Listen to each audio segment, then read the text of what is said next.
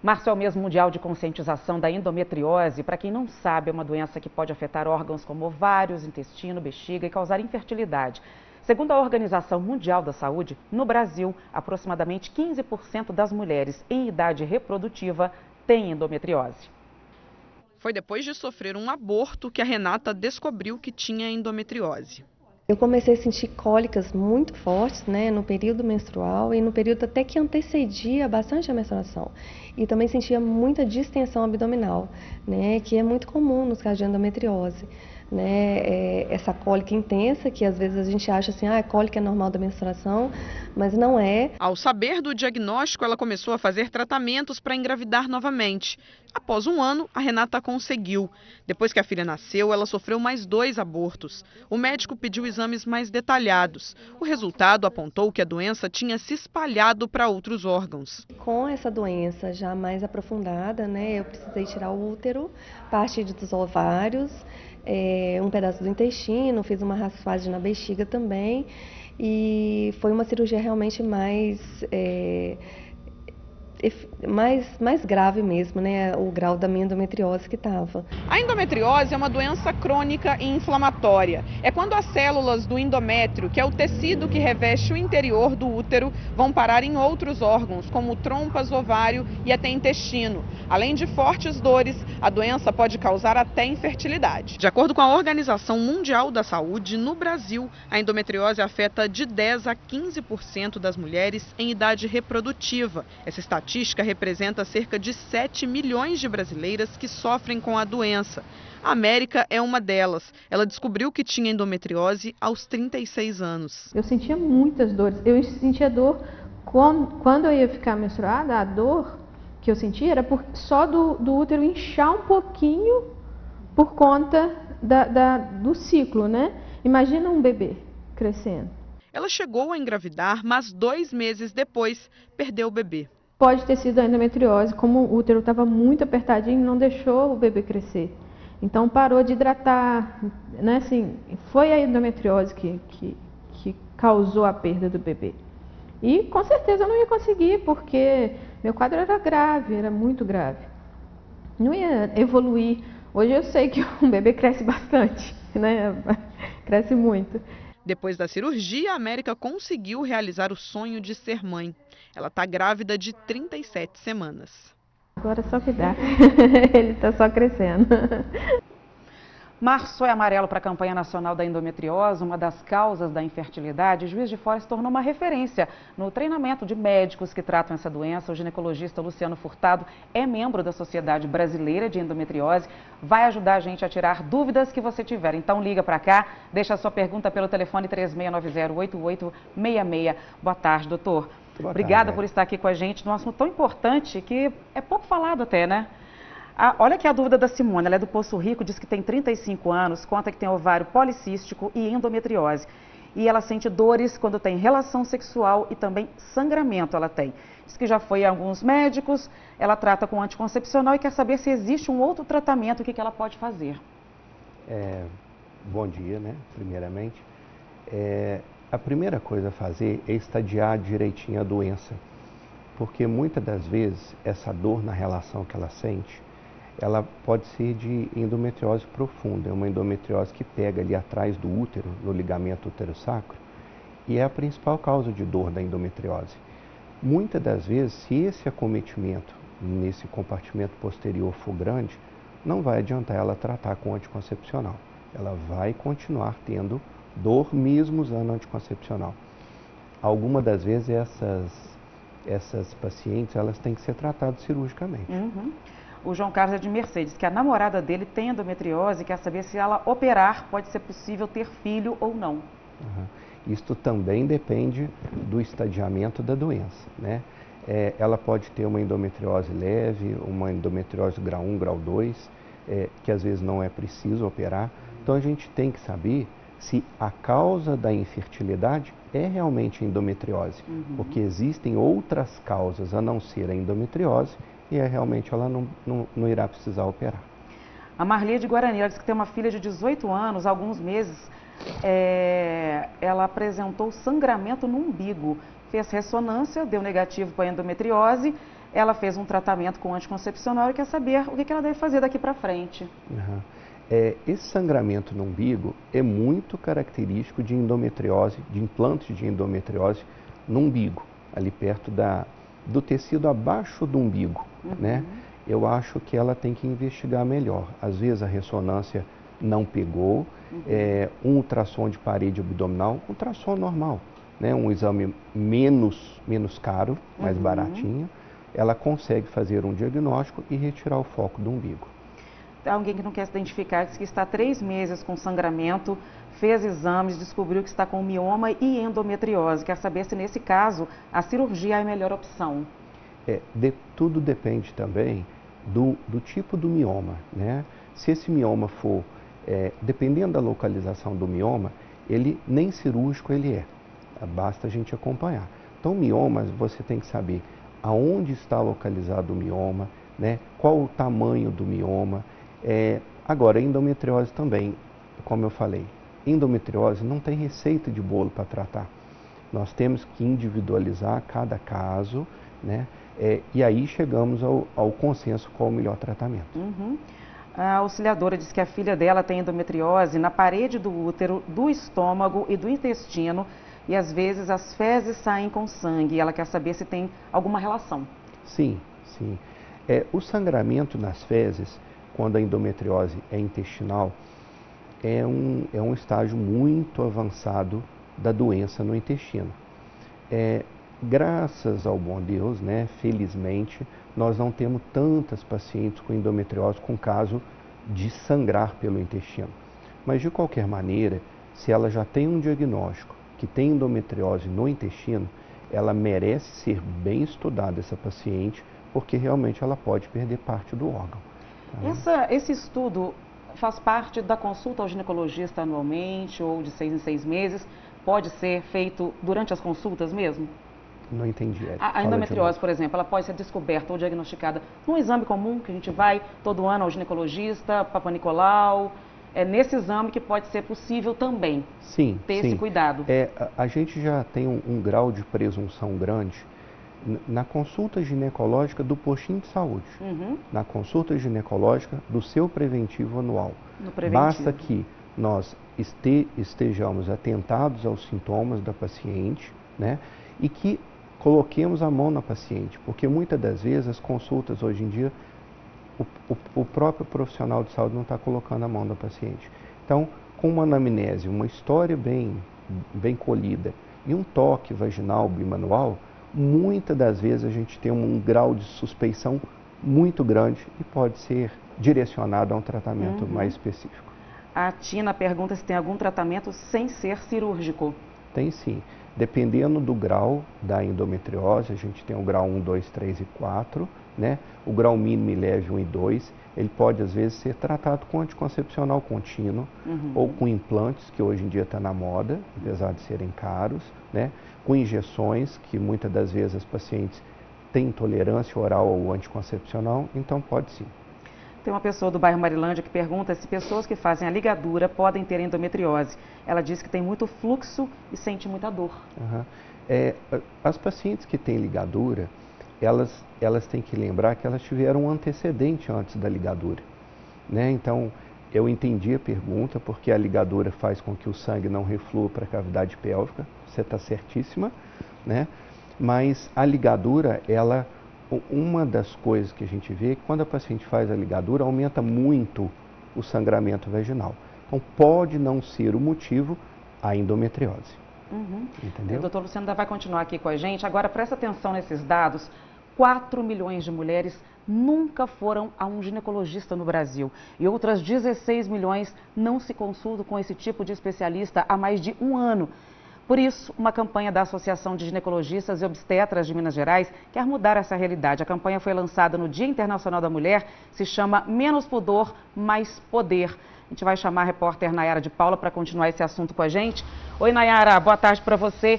A informação é o primeiro passo, né, para a gente se proteger. Isso mesmo, Érica. Boa tarde para você, para todos. E a gente sabe que com os exames fica muito mais fácil prevenir e detectar as doenças, né? A gente continua falando sobre esse assunto com a Roseli Bianco, que é ginecologista. Roseli, boa tarde. Explica pra gente quais doenças podem ser identificadas com o exame preventivo. Como o próprio nome diz, um exame preventivo para que você detecte alguma alteração que possa vir se tornar uma doença grave, como o próprio câncer, por exemplo, que seria o objetivo primordial deste exame. Mas não só o câncer ginecológico, como também o câncer de mamas, que atinge muitas e muitas mulheres nesse país e é uma grande causa de morte, mas também a prevenção de doenças sexualmente transmissíveis, que podem ser agravantes para uma vida reprodutiva futura, para aquela mocinha que planeja os seus filhos, ela também deveria se proteger e fazer este exame. O que ainda leva tantas mulheres a deixarem de procurar por um profissional ginecologista? Olha, talvez... Primeiro, o comodismo brasileiro é muito comodista, né? Talvez também um desconhecimento de que este exame tenha que ser o mais precocemente na sua vida. Ou seja, as meninas que estão iniciando, mocinhas, né, que estão iniciando a sua atividade sexual, já deveriam, quanto antes, procurar um profissional capacitado.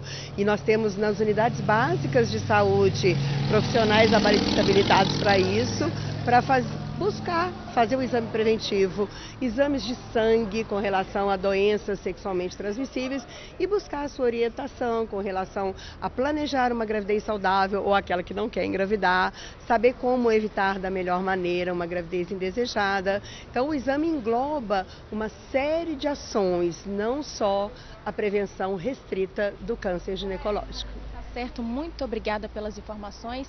Fica esse alerta então, eu volto com você, Érica. Obrigada, Nayara. Até já. A gente vai continuar esse assunto no próximo bloco. O doutor Luciano Furtado continua com a gente depois do intervalo. Aproveite esse tempo para mandar a sua pergunta para cá. Eu volto rapidinho. Até já.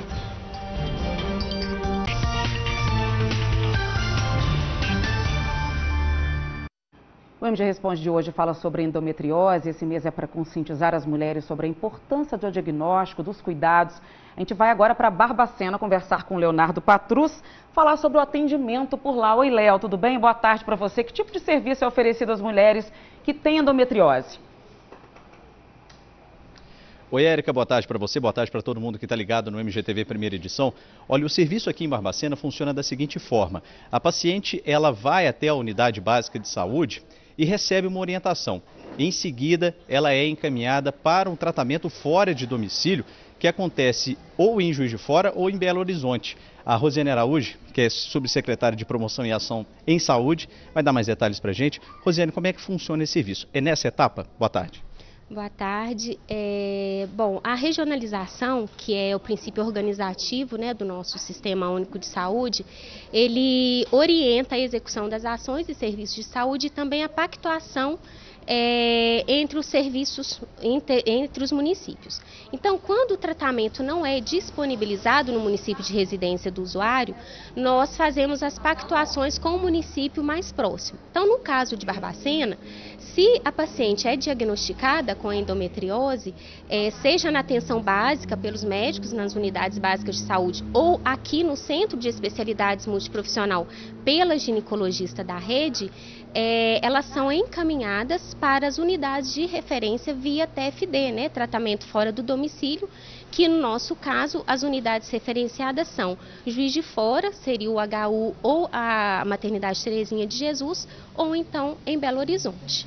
Como é que está essa demanda hoje em Barbacena e na região? No momento, né, nós temos uma demanda pequena, né? A partir do momento que essa demanda chega para nós no setor de regulação, é feito o agendamento nessas unidades de referência e as pacientes são encaminhadas, né?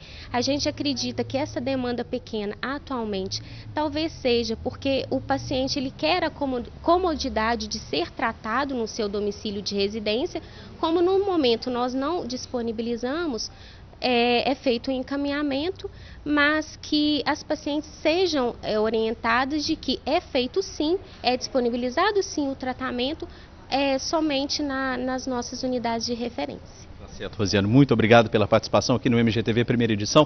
Tá, Érica, informações importantes para aquelas mulheres que podem contar com esse serviço também aqui em Barbacena. Volto com você. Obrigada, Léo. Léo falou sobre informação, inclusive, doutor, só tem um site que explica exatamente tudo sobre endometriose, né? Sim. Érica, tem 3 anos que eu criei o site. Quem quiser anotar o site é www.endopelvic.com.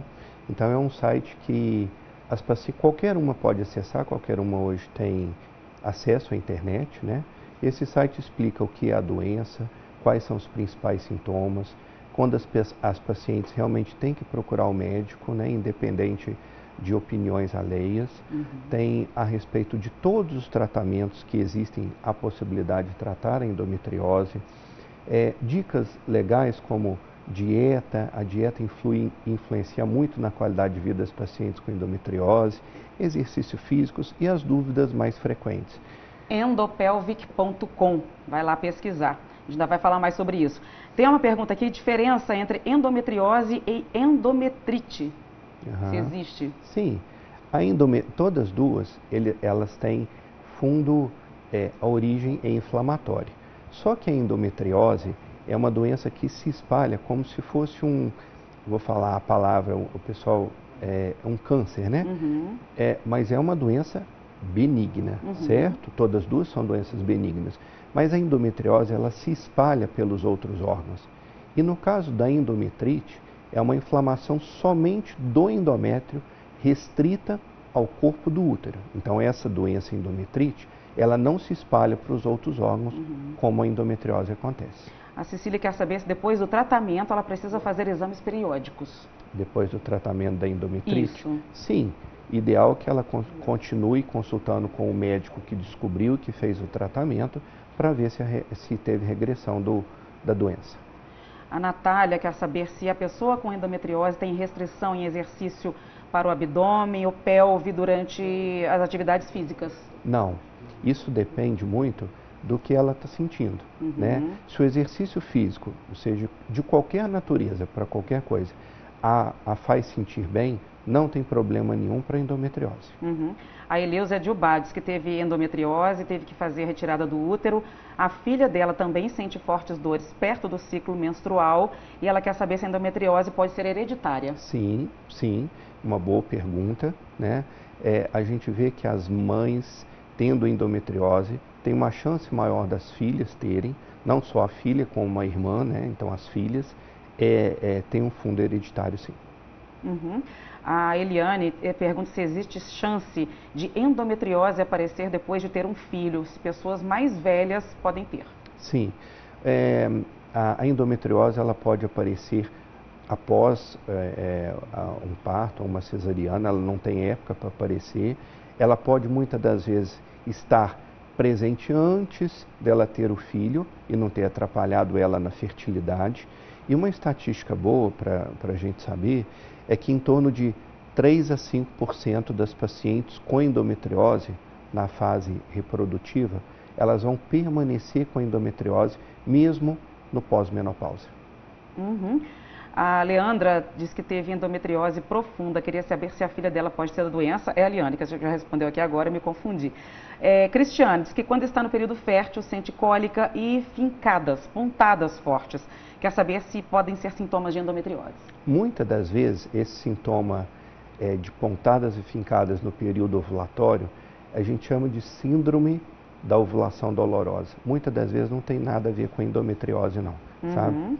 A Franciele diz que fez a cirurgia ontem de endometriose. Quer saber se ela pode voltar a ter endometriose e se tem que usar anticoncepcional. Sim. Uma das principais coisas que nós temos atentado à população é que a endometriose é uma doença que tem tratamento, mas ela não tem cura. Então a paciente tem sim, ela fez o tratamento, ela tem que continuar no pós-operatório a manter controle para que a doença não volte.